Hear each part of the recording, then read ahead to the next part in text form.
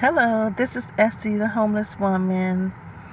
I um I know some people say I should get dressed and comb my hair before I make a video, but sometimes I just feel like I get in this mood and I want to make a video and I don't be dressed yet. And by the time I get dressed, comb my hair, do all that, it's like it's gone. The feeling is gone. So sometimes I just go on and make the video and then I be forgetting what I want to talk about. So when I feel an urge, I just make the video. Most of the time I'm dressed though. So I want to make I want to talk about two things, but I don't know if I'm gonna have. I think they should both have their own video, because I want to talk about um, some spiritual things, and then I want to talk about, some other things, earthly things. But I have the feeling to talk about the earthly things first. So, you know how, okay, how can I start this? I have a friend, and I don't know if she watched my videos. If she do, she doesn't, never say anything to me about it, you know. So, sometime I wish she would watch it. So, she can actually listen without talking so much, She's one of those friends that's always, I'm 50 years old, she's 37, but her mouth she thinks she know everything. So, and she tries to tell me things that I already know, that I knew when she was a little girl. I was working when she was a kid. So, and she likes to argue about any and everything. Things that don't even need to be argued about. One time she wanted to go back and forth with me. I don't think we argued, but we went back and forth with each other. Like, it could have been an argument, but it didn't get to a level of us raising our voices. But she was talking about, you know how when your job give you a verbal warning. She was saying that that's a written warning. I said, no, a verbal warning is not a written warning. A written warning is a written warning. And so she wanted to say, yes, it is. It's a written warning. I said, verbal? Verbal is when you talk. Verbal. I said, how can that be written? And she said, but you always sign something. I said, oh, okay. I said, you signed something saying that you got a verbal warning. That's what you're talking about. I said, but it's not a written warning. It is a verbal warning. And the paper that you're signing is saying that we, the company or whoever, have verbally told you not to do this or to do that. And you sign saying that you got the verbal warning. But I said, it's not a written warning. And so she wanted to go back and forth with me on that, saying that it's a written warning. I said, it's not. A written warning is a written warning. And sometimes I'll be telling her, I'm 50 years old. I've been working longer than you have, So anyway, this is the little stuff that she likes to argue about. Little bitty things. Just don't make no sense. What was the last big argument? I'm saying I can't even remember some of these arguments because they're so petty. So petty. What was the last big one that I want to cut her loose? Hey, I don't even remember. That's how petty and minor it was. Oh, what was it? I'm going to pause and see if I can think about it. I couldn't think of it. Just take my word for it. It was so petty. It was so petty. That's probably why I can't think of it. But I believe we were texting. We wasn't actually talking on the phone. So the argument is in my phone. But if I go look for it, then I won't be able to go back and record on. I'm just going to lose this 5 minutes I just been talking and have to start all over again. But take my word for it. It was very petty. Just like the one I just told you about, the verbal, and her telling me that verbal is a written warning. Like, how can you fix your mouth to say that verbal is written? So it was something like that was just, it was actually even pettier than that, I think, because when we were texting each other, I kept saying, this is so petty, this is so petty, this is nothing. I think in her home, she grew up where people argue a lot, and I like peace. I'm a peaceful person, and I feel like when you go out into the workforce, when you go to work every day, you got to deal with crap that you don't want to deal with, but you really have no choice, because you need to make money, you need to eat, you need to pay your bills, put a roof over your head. So you have no choice but sometimes to put up with the things that happen when you dealing with people when you go to work every day. But once you come home, I feel like a home should be peaceful.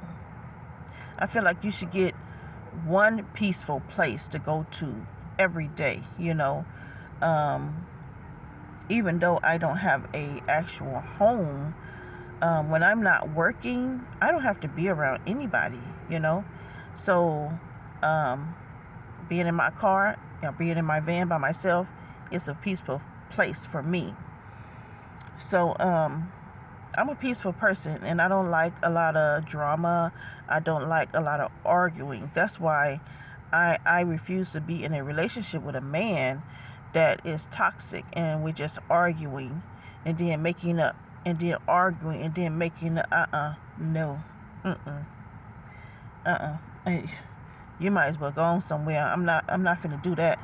I'm not finna argue and make up and argue and the more we argue, the more my heart is drawing away from that man, because I want a stable, peaceful relationship. I want a calm man. Something about a calm man just touches my heart. I want a calm man, and a calm man don't argue. You know what I'm saying? I want a man that if I get riled up, he can calm me down. So he can't calm me down if he's arguing too. So I want a man that leads. So anyway, I'm like, being friends with this girl is like being in a relationship with a man. I'm like, if I'm be arguing with this girl, I might as well be in a relationship with a man. At least I can get a little kiss for here and now and then, a little kiss. But I was like, dang, this is almost like being in a relationship with a man where you arguing all the time. So I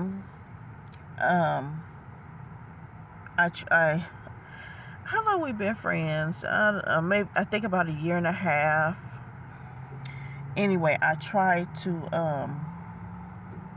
cut off the friendship. Actually, this is a good thing that we've been friends this long. I guess it's a good thing. I usually cut people off real quick.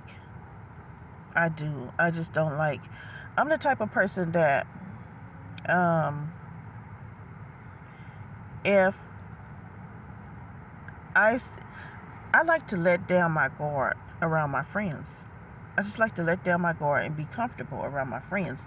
And if you're the type of person where I have to be on guard, I have to watch what you say so I can have a quick comeback, and that I won't be shocked and surprised by what you're saying, and I don't have a comeback, then I don't want to be friends with that person. I don't feel like that's a true friendship. if I have to be on guard and wait for your little smart comments so I can respond to them, what kind of friendship is that? That's not a friendship. So that's why I cut people off. So, because it's really that I don't want to be on guard around you. It takes up too much energy to be on guard. I like to let my hair down, let my defenses down around my friends. So I never have a lot of friends. And it's by choice. It's not because they don't want to be around me. It's by choice. I cut a lot of people off because of I don't want to be on guard. If I don't like jealous friends. Now, I kind of got the feeling that she's jealous of my van. She has a Lexus. She has a nice car, but I think she's jealous of my van. And the reason why I think she's jealous of my van is a lot of people say a lot of nice things about my van. They compliment my van a lot. And so when you have something materialistic that a lot of people compliment, but your friend ain't never said nothing nice about it, and not that they have to, they don't have to, but if they're saying something negative about it, when everybody else is saying something positive about it, then that's a red flag. So she never said anything nice about my van, but she constantly saying, like, well, I have a hybrid, right?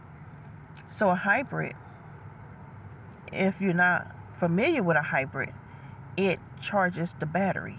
Every now and then it revs up. And it's charging the battery. And the battery is a different type of battery that's in a regular car. It lasts way longer and it's way more expensive to replace. But it lasts way longer. The brakes last way longer because once you take your foot off the brakes, the car starts slowing down.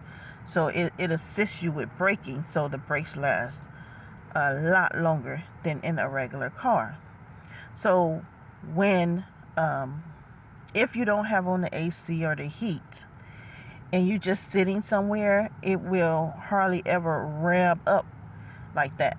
So it'll rev up. I can't think of the noise I just made, but it revs up and then it shuts off. And it's silent, like it's off. And so if you don't have the AC or the heat on, it just sits like that for a while. You'll forget that the car is on. And a lot of time when I first got the hybrid van, I would get out the car and finna go into the store, and I'm setting my alarm. Like, why is this alarm not setting? And I'm setting and setting. It's like not setting.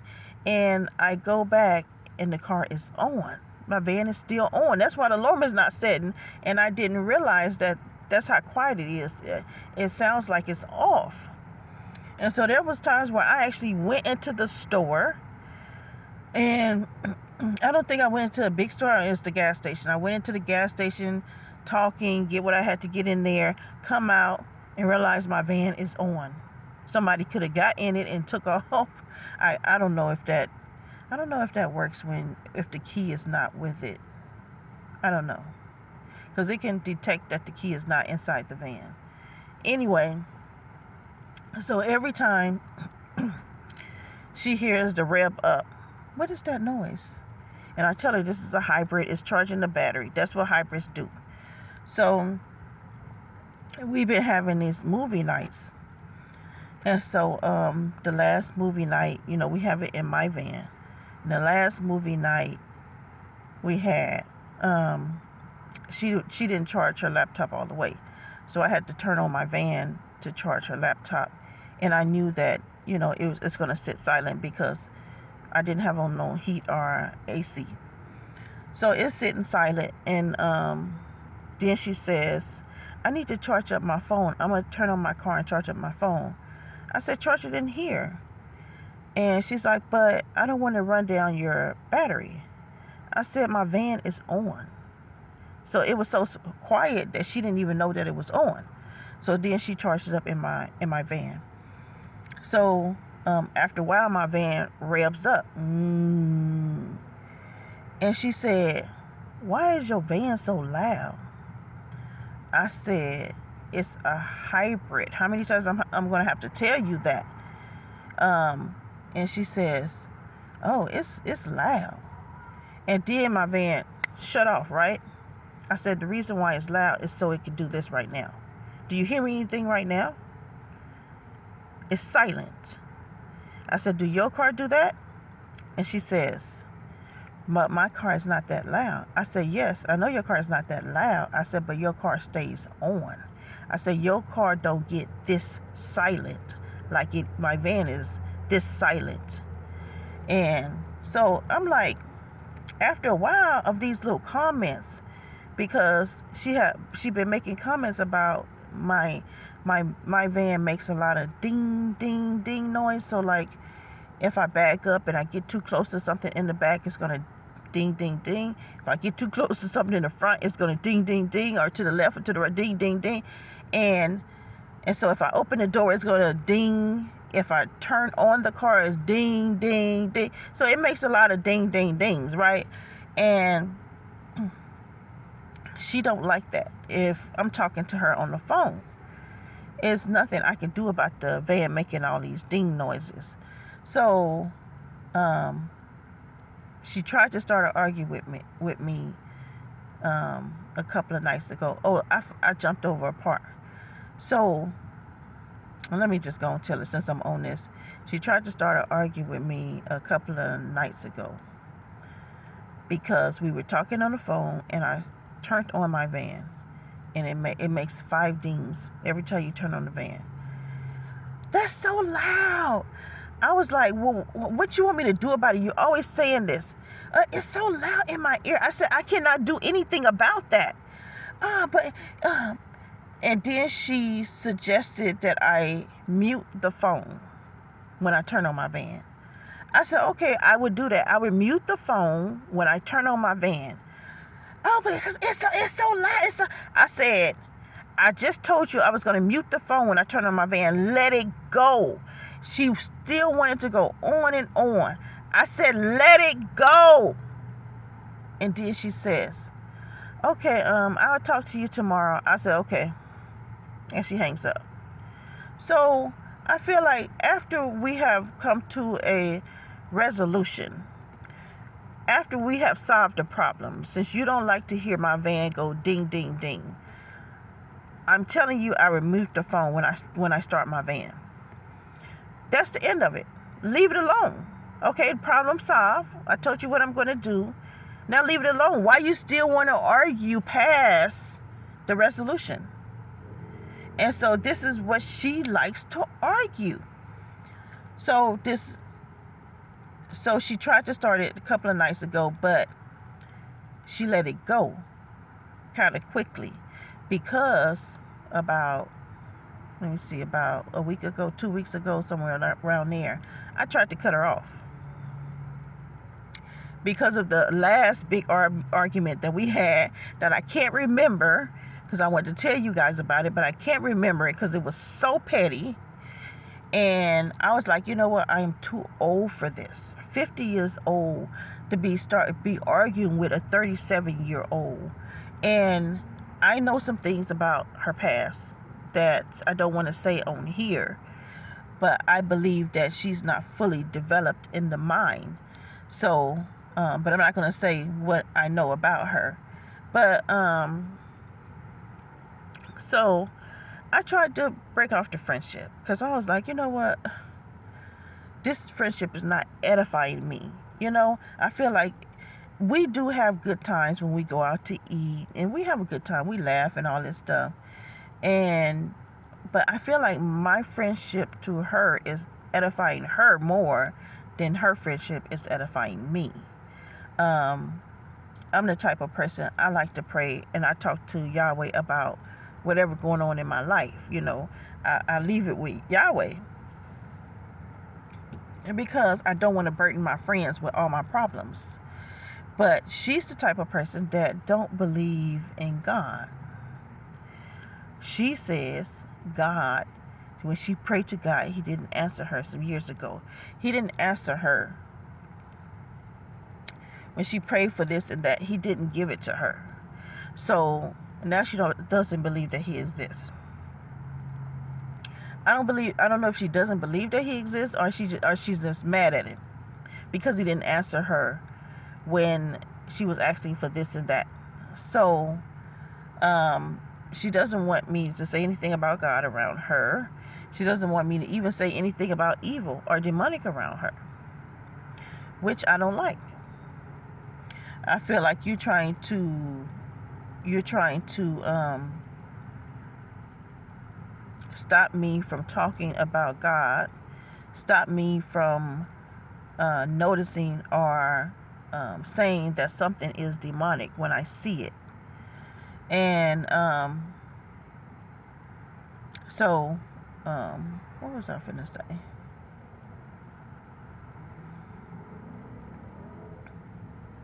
Wait a minute. Yeah, so after that last big argument that I can't remember, I tried to cut her off. So I sent her a text when I woke up one morning. I sent her a text.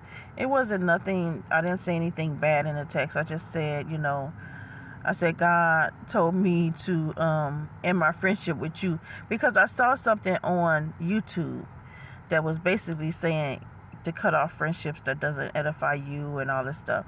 And I was like, yeah, this friendship does not edify me, So I was like, and I felt that message came from Yahweh. So I sent her a text and I told her, your God told me to cut off my friendship with you. The friendship is not edifying me, and we argue a lot, and I don't like arguing. I like peace. I wish the best for you. Her and her mother don't get along at all, and I was like, I wish the best for you and your mother. I pray that y'all get along one day, and yada yada yada. And so now I'm gonna block you because I don't want you calling me back, arguing with me. And so I sent the text and I blocked her. And right when I did that, I felt free. I did. I felt free. And so I was like, okay, I feel free. Well, where am I going to go get something to eat from? So I'm, getting dressed and everything. And I'm like, okay, because I know she's probably going to be here at my car because she know where I park. So I'm like, okay, I know she's probably is eventually going to come to my car. So I got to get out of here. And so I got dressed and I got in my van and left. I went and got me something to eat. And I came back to the same parking lot. But I parked somewhere else. There's a big parking lot. There'd be a lot of cars in here. So I parked somewhere else in the shade while I was eating my food. And while I was eating my food, guess who pulled up on the side of me? When she pulled up on the side of me, I looked over and was like, I was so shocked because I really expected to be sitting here eating. My Camry was in view. I could see my Camry from where I was sitting in my van. And so I'm like eating. So because I know she's going to pull up at that Camry because that's where I sleep at. So I'm like, and I wasn't watching it a lot, but I was thinking if she stopped there, then I might look over and I might see her. But I never, if she did stop over there, I didn't see it. I saw her pulling up on the side of me. And so, and she's looking at me and I'm like, oh no. And so she gets out. She comes around our car, and I know it'd take her a little while to come around our car. And she was like, and she wants to argue. And I invited you to my house, and I done told you so much. And all of a sudden, just tears, just her eyes just started watering up, and her eyes just filled with water. And I was like, I'm thinking to myself, no, you're not crying. Oh my goodness. I was like, I was just finna say her name. And she just started crying. And I get out the car, I give her a hug. And so we talk, right? And so I tell her, you argue too much. I don't like all this arguing.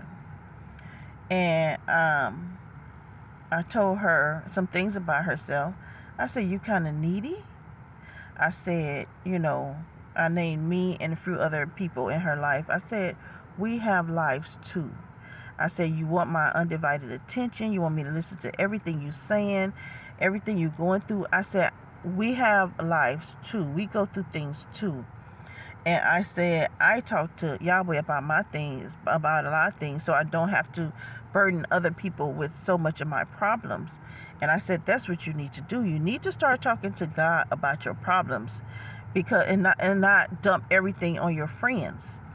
And then I said, when I was saying that we have problems too, she was saying, but my problems is sin, so and so, and my problems are bigger than yours, you guys. She was saying that her problems is bigger than my problems. She said, look at the problem I'm going through in my home. I said, I'm homeless. I've been homeless for over 13 years. But I don't feel safe in my home. I said, I live in my car. I have had people to try to come up to do something to me in my car. And everything I said, she just said that her problems were bigger than mine. And I thought to myself, how selfish. What a selfish way to think. That your problems, yes, you think your problems bigger than mine because they're your problems. I think my problems are bigger than yours. But I know how to deal with my problems better because I pray and I talk to my Heavenly Father, and He helps me to deal with my problems. He helps me to cope with my problems. That's the thing that she doesn't have. So she's dumping all her problems off on her friends. This video is finna end, so I'm going to have to let y'all go. Maybe make I'll finish talking.